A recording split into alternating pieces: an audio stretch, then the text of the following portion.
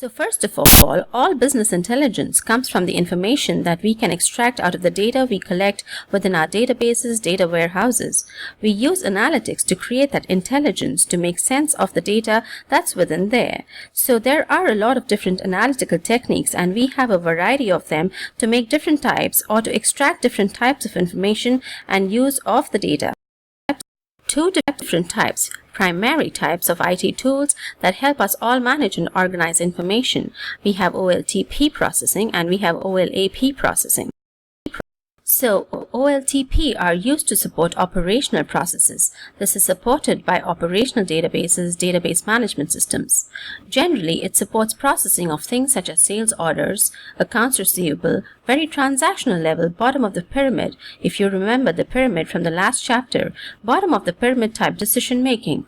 OLAP is used to help build business intelligence. So that's the top and the middle of the pyramid in terms of the decision making that's occurring there. And OLAP is used with the support of the data warehouses or data mining tools. So, this is a good example or graphic. It captures the types of information that we extract out of the databases on your left. The relational databases. There's one for product databases, there's one for advertising, and there's one for customer database, as you can see. Such as how many products individually sold over 10,000 last month, how much money was spent on radio advertising last month, or who is delinquent in paying their bills. That kind of information comes out of a relational database. Very simple. The kind of intelligence that we can extract then from the data warehouse, those look a lot more complex. We can see it in inventory levels and notice the if. This is an if-then scenario that it can help us answer.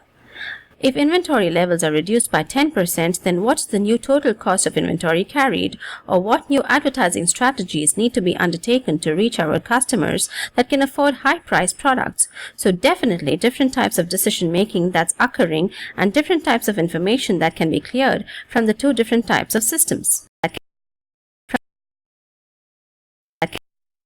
So the next part of this chapter talks about relational databases, gives you a little overview of how they are set up and what their components are. So relational databases are very popular, been around for quite a long time, and they're basically two-dimensional tables and have characteristics associated with them, such as they are collections of information, they are created with logical structures, they include logical ties within information, and they have built-in integrity constraints.